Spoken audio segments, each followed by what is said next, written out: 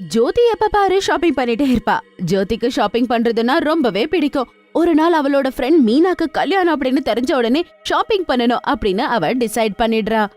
அம்மா, பக்கத்து வீட்டு மீனா இருக்கல, அதான் என்னோட ஃப்ரெண்ட், அவளுக்கு கல்யாணம். நான் அதனால ஷாப்பிங் பண்ணணும் அப்படின்னு நினைச்சிட்டு இருக்கேம்மா.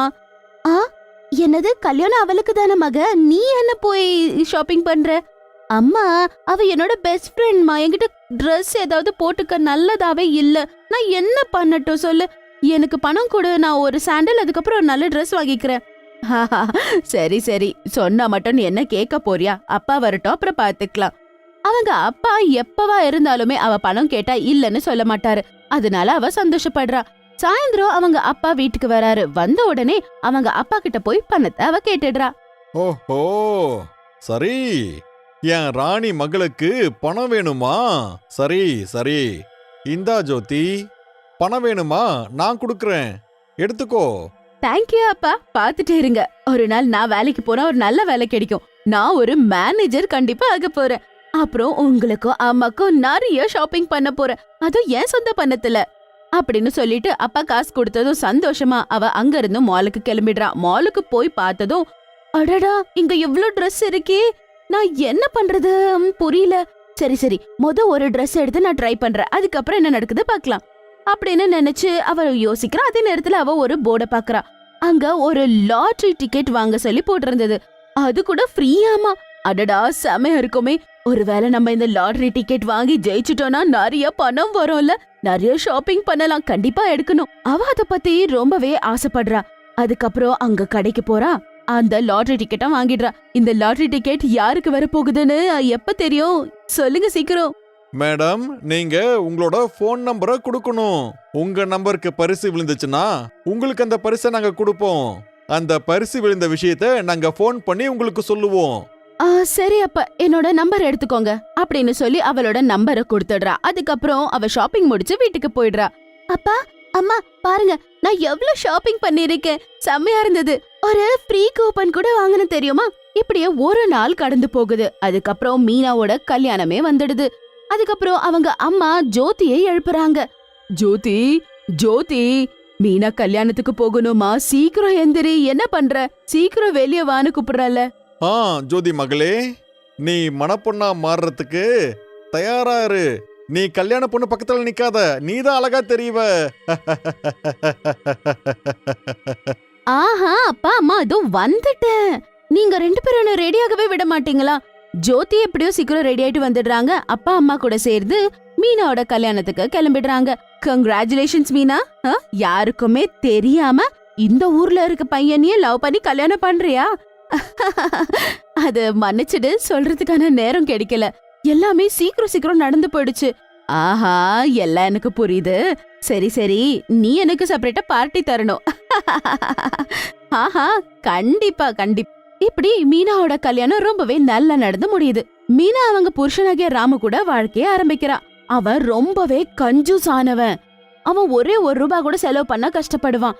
அப்பா அவளுக்கு தெரியுது இவன் கஞ்சூஸ்னு சொல்லி. என்னங்க, நாம ஹனிமூனுக்கு தாய்லாந்து போலாங்க. தாய்லாந்துன்னு கேட்ட உடனே அவன் ஷாக் ஆயிடுறான். என்ன? ஏய், நீ என்ன மீனா பேசிக்கிட்டு இருக்க? அங்க போறதுக்கு நிறைய பணம் செலவாகுமே. எவ்வளோ பணம் செலவாகும்னு உனக்கு தெரியுமா? இந்த கல்யாணத்துக்கே நான் ரொம்ப கஷ்டப்பட்டு தான் பணம் சேர்த்தனேன். என்கிட்ட அவ்வளோ பணம் இல்ல. அத கேட்டதும் மீனாக்கு கோவம் வந்துடுது. அப்படியா? கல்யாணத்துக்கான செலவெல்லாம் அப்பதானே பண்ணாரு. இப்ப உங்களால தாய்லாந்து கூட என்ன ஹனிமூன் கூட்டி போக முடியாதா? இங்க பாரு, அப்படிலாம் சொல்லாத மீனா. நான் சொல்றத கொஞ்சம் கேளு. நீ இப்போ எதுக்காக கவலைப்பட்டுக்கிட்டு இருக்க? அங்க போகலனா என்ன, நம்ம வேற எங்கேயாவது போலாம் இல்லையா? என்னது, கோவாவா?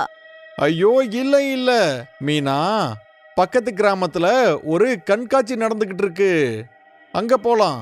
அங்க போய் ஐஸ்கிரீம் சாப்பிடலாம், அப்புறம் ஜூஸ் குடிக்கலாம். சரியா? உனக்கு ஓகே தானே? அது கேட்டதும் மீனாக்கு ரொம்பவே கோவம் வந்துடுது. அதுக்கப்புறம் அவ அவன்கிட்ட சண்டை போட்டு அவளோட ஃப்ரெண்ட் வீட்டுக்கு போயிடுறா. அவ அங்க இருந்து நேரா ஜோதிய மீட் பண்றதுக்காக போயிடுறா. ஹே, வா வா மீனா, என்ன அவ்ளோ சடனா வந்திருக்க? ஏன் அவ்ளோ கோவத்துல இருக்க நீ? என்ன சொல்லட்டும், நான் இந்த ஆளு கல்யாணம் பண்ணி மோசம் போயிட்டேன். இவன் ரொம்பவே கஞ்சூசா இருக்காண்டி. நான் கேட்டது எதுவுமே பண்ண மாட்டேங்கிறான். மீனா மேலும் சொல்றதுக்கு முன்னாடியே ஜோதிக்கு கால் வந்துடுது. ஜோதி கால் எடுத்த பேசுறா. அதுக்கப்புறம் சொல்றா, என்னது என்ன உண்மையா? அட என்னால நம்பவே முடியல. அட நிஜமாவா? ஜோதி கால கட் பண்றா. அதுக்கப்புறம் சந்தோஷத்துல குதிக்க ஆரம்பிக்கிறா. அட அட என்ன ஆச்சு? எப்படி குதிக்கிற? என்ன லாட்டரி ஏதாச்சும் அடிச்சதா என்ன? ஆமாண்டி, கரெக்டா சொன்னப்போ. ஆமா, எனக்கு லாட்டரி அடிச்சிருக்கு. நான் என்ன ஜெயிச்சிருக்கேன்னு தெரியுமா? என்ன? Thailand trip. அத கேட்டு மீனாக்கு ரொம்பவே வயிறு எரியுது. ஆனாலுமே அத வெளிய காட்ட மாட்டா. ஜோதிக்காக அவ சந்தோஷமே படமாட்டா. அந்த வயித்தறிச்சல மூடி மறைச்சிட்டு அதுக்கப்புறம் இப்படின்னு சொல்றா. அட வா, இது நிஜமாலே ரொம்ப ரொம்ப நல்ல விஷயம் ஜோதி. நான் சரி, நான் வீட்டுக்கு போகணும். மீனா வீட்டுக்கு போலாம் அப்படின்னு நினைக்கும் போது டேபிள் மேல அவங்க வச்சிருந்த லாட்டரி டிக்கெட்ட அவ பாத்துடுறா. அந்த டிக்கெட் இல்லாம ஜோதிக்கு அந்த கிஃப்ட் கிடைக்காது. அதனால அவ என்ன பண்றா, அவளுக்கு தெரியாம அந்த டிக்கெட்ட திருடிடுறா. சரி ஜோதி, நான் போயிட்டு வரேன். பாய் மீனா, பாய். மீனா அங்க இருந்து சீக்கிரமா கிளம்பி போயிடுறா. அதுக்கப்புறம் ரோட்ல போகும்போது நின்னு அவ இப்படின்னு யோசிக்கிறா. அட எப்படியோ அவளுக்கு கிடைச்சது எல்லாமே நான் திருடிடுறேன். அதே மாதிரி இந்த வாட்டி நானும் தாய்லாந்து போறேன். ஆனா அதே நேரத்துல பின்னாடில இருந்து ஜோதி ஓடி வரா. அவ மீனா மீனான்னு கூப்பிட்டுட்டே வரா. மீனா நில்லு. மீனா, அங்க டேபிள் மேல லாட்டரி டிக்கெட் வச்சிருந்த, நீ ஏதாவது பாத்தியா மீனா? ஜோதி அப்படி கேட்ட உடனே மீனா ரொம்ப பயந்து போறா. அதுக்கப்புறம் அவ அங்க இருந்து ஓட ஆரம்பிக்கிறா. ஜோதி கூட அவ பின்னாடியே ஓடுறா. ஆனா அவ ரோட்ல ஓடிட்டு இருந்த நேரத்துல பின்னாடில இருந்து ஒரு கார் வருது. அந்த கார் ஜோதிய இடிச்சிட்டு போயிடுது. பாவம் ஜோதி அங்கே விழுந்து இறந்து போறா. இத பார்த்து மீனா, ஐயோ என்ன இவ செத்து போயிட்டாலே, ஐயோ இப்ப என்ன பண்றது புரியல. சரி, வீட்டுக்கு போய் இந்த டிக்கெட்டை நம்ம மறைச்சு வைப்போம், இல்லனா எல்லாருக்கும் ஏன் மேல டவுட் வந்துரும் அப்படின்னு யோசிச்சு ஜோதிய கூட அவ பார்க்க மாட்டா. அங்க இருந்து வீட்டுக்கு ஓடி போயிடுறா. அதுக்கப்புறம் அங்க செத்து போன ஜோதி மட்டும் பேயா மாறிடுறா. நான் பேயா மாறிட்டேன், நான் இப்ப என்ன பண்றது? ஆனா இந்த மீனை எதுக்காக என்ன விட்டுட்டு ஓடிட்டா? அவ என்னோட ஃப்ரெண்டுன்னு தானே நினைச்சேன். எனக்கு ஒன்னும் புரியல. தாய்லாந்துக்கு போய் நான் என்ஜாய் பண்ணணும், ஷாப்பிங் பண்ணணும்னு நினைச்சேன். எல்லா கனவும் பாலா போயிடுச்சு. பேயி கோவமா மீனாவோட வீட்டுக்கு போய் பாக்குறா. அவ அங்க ரொம்ப ஜோரா சிரிச்சிட்டு இருந்தா. அட எப்படியோ இந்த டிக்கெட் என் கையில வந்துடுச்சு. அவளுக்கு கிடைக்கிறதெல்லாம் நான் தானே எப்பவுமே திருடுறேன். இனிமே நான் தாய்லாந்துக்கு போவேன், என்ஜாய் பண்ணுவேன். இதுக்கு மேல யாரும் என்ன கேட்க மாட்டாங்க. எப்படியோ அந்த ஜோதி செத்து போயிட்டால.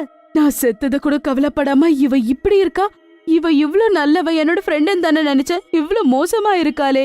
ஆனா இந்த தாய்லாந்து ட்ரிப்புக்கு நான் தான் போவேன், நான் தான் என்ஜாய் பண்ணுவேன், பாத்துட்டே இரு அப்படின்னு சொல்லி அவ மீனாவோட உடலுக்குள்ள போயிடுறா. அதுக்கப்புறம் பயங்கரமா சிரிக்கிறா.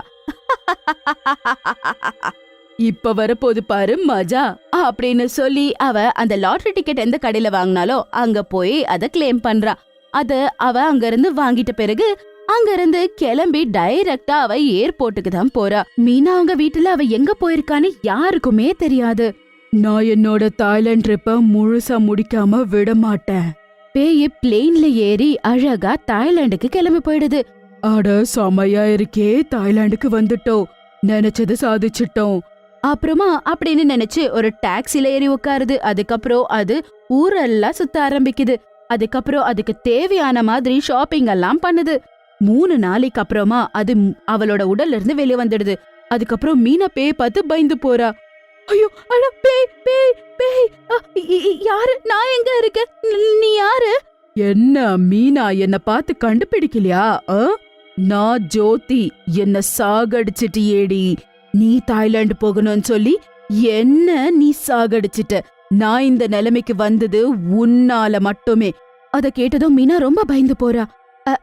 அது அது நான் தெரியாம பண்ணிட்டேன், என்ன மன்னிச்சிடு அப்படின்னு நீ சொன்னாலும் நான் உன்னை விட போறதில்ல. இப்ப எல்லாமே முடிஞ்சு போகுது. இனிமே நீ தாய்லாந்துல மட்டும்தான் இருக்க போற. அது ஏன்னு தெரியுமா? 3 நாளைக்கு உனக்கு தேவையான பணத்தை எல்லாமே நான் காலி பண்ணிட்டேன். பேய் அப்படின்னு சொன்னது மீனாக்கு ஒண்ணுமே புரியல. என்ன நீ என்ன சொல்ற? எனக்கு புரியல. என்ன ஆச்சுன்னு சரியா சொல்லு. நீ பயந்துதான் ஆகணும். நீ இங்க இருந்து வெளியே போகிறதுக்கான வாய்ப்பே இல்ல. நான் எல்லா பணத்தையும் காலி பண்ணிட்டேன், புரியுதா இல்லையா? அது கேட்டதும் மீனாக்கு ரொம்பவே பயமா இருந்தது. இனிமே இந்த தெரியாத நாட்டுல நீ இருந்து பாத்திரம் கழுவிதான் ஆகணும். அப்படின்னு சொன்னதும் மீனா என்ன பண்றதுன்னு தெரியாம கெஞ்சி பாக்குறா. ஆனா பேய் அவ சொல்றது எதுவுமே கேட்க மாட்டா. அதுக்கப்புறம் பேய் சொன்ன மாதிரியே மீனா அதே ஊர்லயே உட்கார்ந்து பாத்திரம் கழுவ வேண்டிய வாழ்க்கை வந்தாச்சு.